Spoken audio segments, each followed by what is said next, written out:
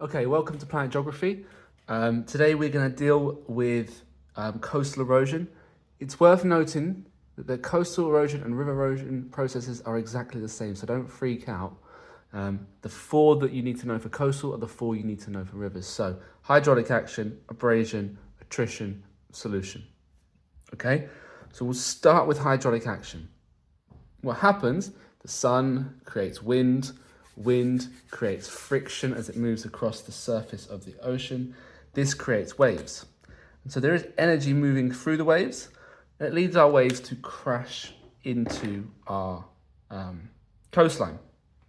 Check out my video on the different types of waves if you haven't. So what happens is we're gonna expand this up here. Okay, so we're gonna zoom in. What you're gonna see is air. Air is going to sit in those cracks. Now, when the wave hits our coastline, okay, it's going to force that air and it's going to push it into a smaller space.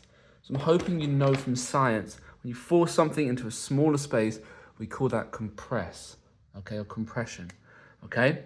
And what happens is as it is compressed,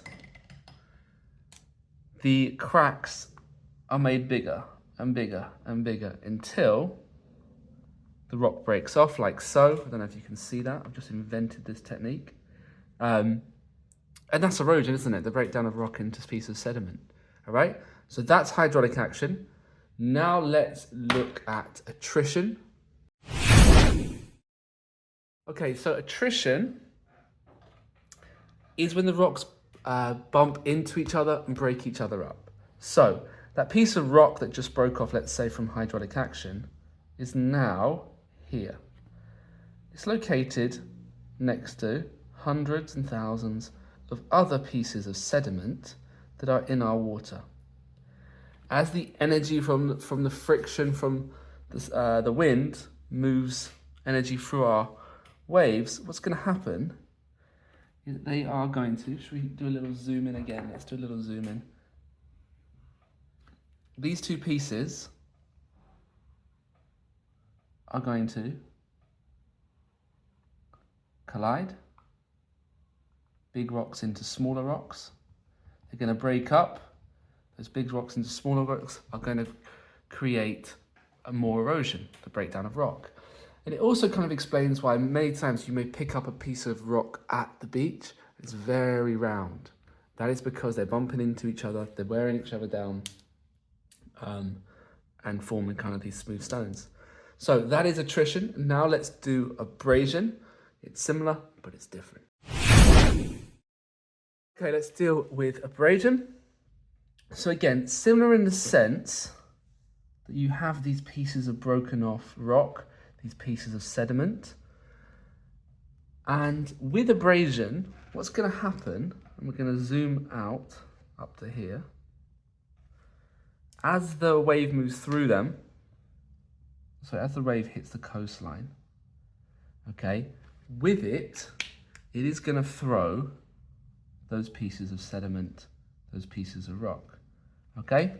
And they're going to collide with the coastline. Okay, so it's almost like it's being like machine gunned or absolutely thrown into our coastline. And when it does do that, one of two things is going to happen. These rocks are going to break into smaller pieces, and smaller pieces are also going to chip off of our cliff, off of our land, off of our rock. Big rocks into small rocks, erosion. Okay? Yeah, you know, not always thrown. It could be that they're rubbed as well continually if the waves are a little weaker, maybe constructive waves. But yeah, that is abrasion. I always think B for bounce. Abrasion, it bashes. Okay, right. Let's do the last one, which is solution. Okay, so let's deal with the last one, which is solution. Now, solution causes the rock to dissolve. And that word dissolve is really important. So why does this happen?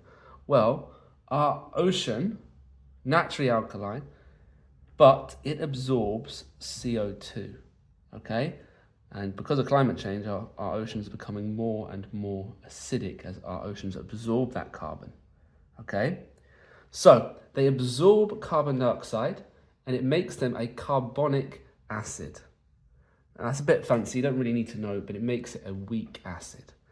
And if we zoom in here to one of our cracks or joints, our seawater will find cracks and joints, and it will sit there, and with its pH, slightly acidic pH, it will dissolve the rock. Now, rocks that are particularly vulnerable to it are kind of limestone, chalk, and marble. I wouldn't say you really need to know that, but it is just, you know, additional information is always useful.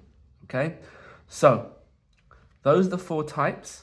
We have hydraulic action, attrition, abrasion, and then solution. Okay, hope you found that useful. Check out my video on coasts if you want to see the kind of expanded processes of longshore drift, deposition, erosion, and all of that. Okay.